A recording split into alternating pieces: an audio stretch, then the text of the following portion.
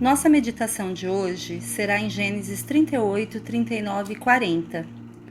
E daremos uma pausa na história de José neste capítulo. E contaremos aqui mais uma história de quem se afasta do caminho do Senhor. Vamos contar a história de Judá, um dos irmãos que deu a ideia de vender José ao invés de matá-lo. No capítulo 38, inicia dizendo que Judá se separou dos seus irmãos. E eu creio que depois do episódio de ter vendido seu irmão, esses irmãos nunca mais foram os mesmos. Eu imagino que eles nunca mais tiveram paz. Eu creio que eles viam a tristeza do pai e não podiam fazer nada. Afinal, a mentira já tinha sido contada e eles iriam levar esta mentira por muito tempo. Bom, aqui se inicia mais uma consequência de quando saímos da presença do Senhor e procuramos a nossa própria vontade. Veremos a partir daí um tremendo fracasso espiritual na vida de Judá, onde ele entrará em decadência, casando com uma mulher cananeia, mais uma aliança não autorizada por Deus, e se casou com ela e teve 3 filhos. Esse capítulo é importante para entender algumas coisas relacionadas à trajetória do Messias. E aí entra uma questão importante, uma mulher chamada Tamar. O primeiro filho de Judá casa com Tamar, mas acontece que esse filho era mau. A Bíblia relata que ele tinha uma conduta perversa e, sendo assim, o Senhor o matou e não deixou descendência. Em seguida, veremos que Judá aplica a lei do levirato. Quando um homem morre e não deixa descendente, ele é obrigado a casar-se com a viúva do seu irmão, e o filho que ele tivesse desse casamento era considerado do falecido. Tamar então casa com o outro filho de Judá, porém ele também foi mau e perverso. Ele, sabendo que a descendência não seria sua, toda vez que tinha relação com ela, ele derramava todo o sêmen no chão. Sendo assim, o Senhor também o matou. Aqui eu vejo uma mulher muito sofrida. Ela estava sendo abusada, ela foi esquecida. E com tudo isso, nós veremos também Deus fazendo justiça à sua causa. Judá, vendo que seus 2 filhos morreram, temeu pela vida do seu terceiro filho. Ele, sendo ainda uma criança, ele pediu para que ela morasse com o seu pai até que o filho crescesse. Aqui eu vejo que se Judá temia pela vida do seu próximo filho, ele achava que a culpa então das mortes dos filhos era de Tamar. Aí eu te pergunto, será que Judá era um bom pai? Porque os filhos eram muito maus. Assim a Bíblia relata.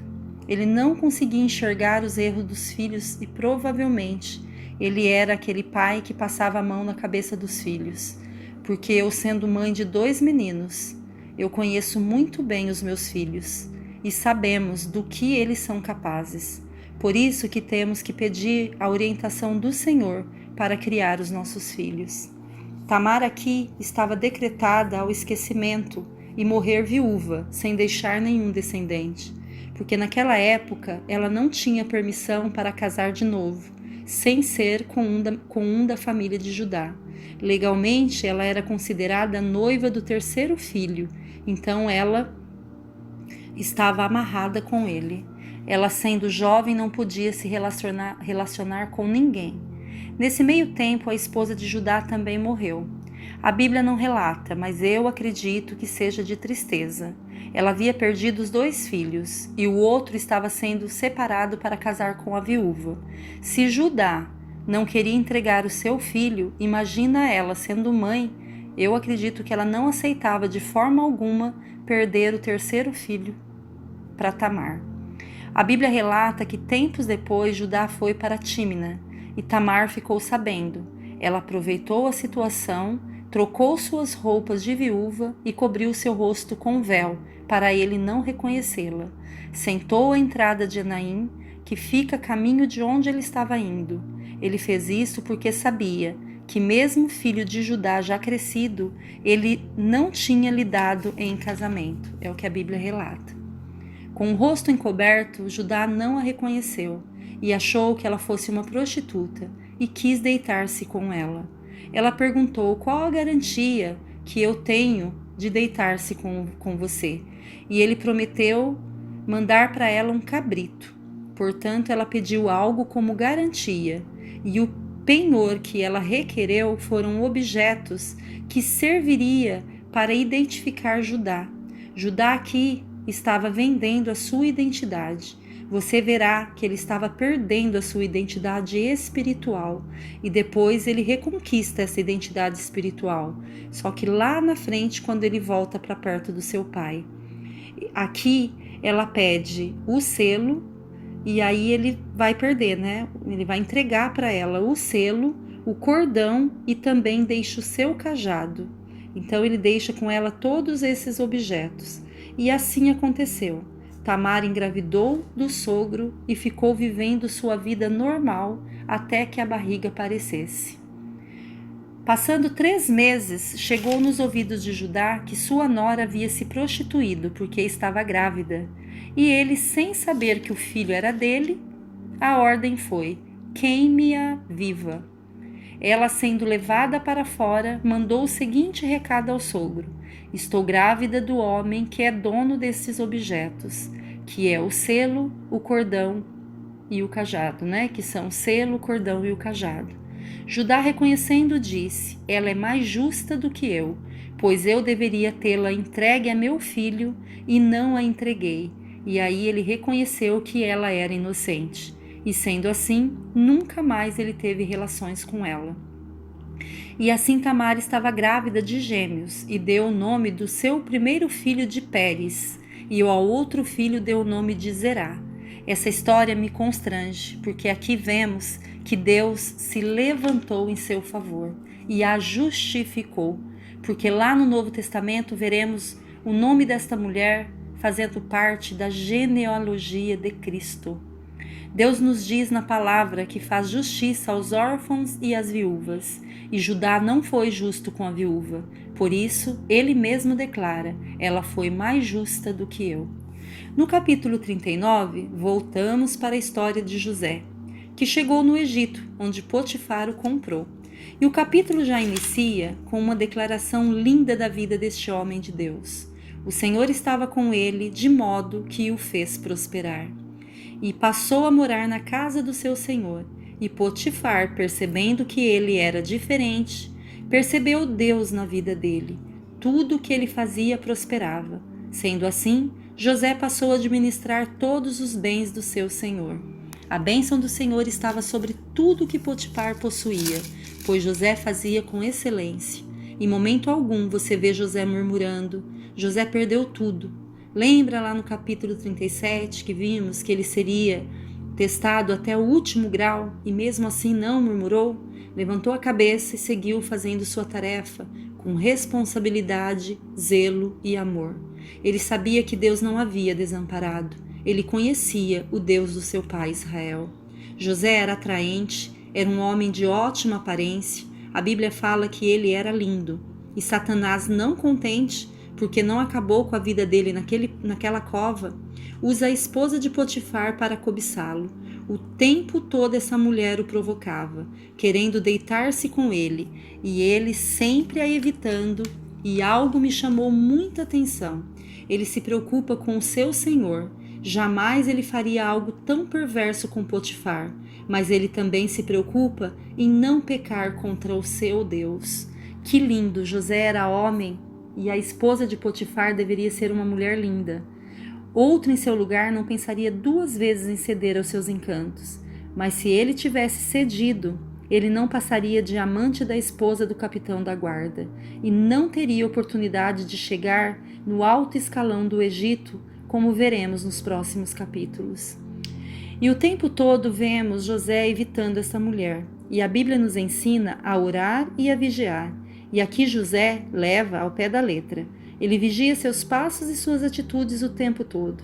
Porém, um dia, sozinhos em casa, ela o agarra e tenta seduzi-lo. E ele foge de casa, deixando com ela o seu manto. Outra aplicação que tiro para a minha vida. A Bíblia nos adverte que devemos fugir da aparência do mal. Quantas vezes brincamos com o mal? Quantas vezes achamos que somos fortes e não vamos ser tentados?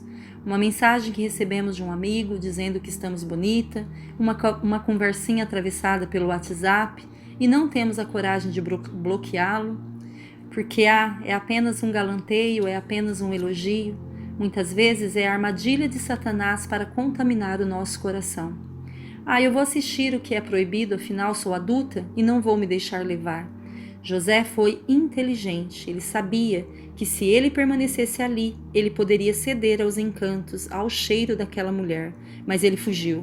Resista ao diabo e ele fugirá de vós. Assim a Bíblia nos ensina. José vai pagar um preço altíssimo pela sua lealdade, pela sua honestidade e pela sua fidelidade. Ele vai ser acusado injustamente de assédio, se fosse nos dias de hoje, acusado de tentar abusar da esposa do seu senhor. A pena prevista para este caso naquela época era a morte, mas Potifar ficou sabendo, ficou indignado, mas com certeza ele conhecia muito bem a esposa que ele tinha, e não matou, e o colocou na prisão. Mas sabe o que vemos? Não é um José chorando pelos cantos, afinal, é uma tremenda injustiça que estava acontecendo com ele. Hoje nós falaríamos, cadê Deus? Aqui estamos fazendo tudo certo, somos tratados como errados? Você vê um José ganhando a simpatia do carcereiro, e ele se tornou encarregado dos que estavam na prisão. Uau! Deus também estava no cárcere junto com José e concedia bom êxito em tudo o que ele fazia. Qual o cárcere que tem aprisionado a sua vida hoje? Qual a injustiça que cometeram com você? Foi apunhalada pelas costas? Deus está vendo tudo e está em sua causa. Ele irá justificar a sua causa. No capítulo 40, veremos que José interpreta os 2 sonhos de 2 prisioneiros do rei. O copeiro e o padeiro do rei do Egito foram presos porque fizeram uma ofensa ao rei. Eles sonharam e os semblantes deles estavam abatidos, e José pediu para contar a ele o sonho. O copeiro sonhou que viu uma videira com 3 ramos.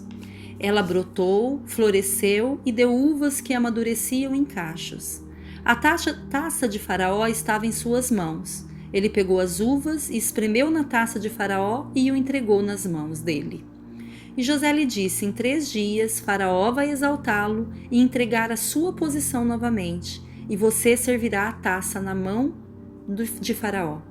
Porém, um pedido foi feito por José, quando você estiver lá, do lado de Faraó, não se esqueça de mim.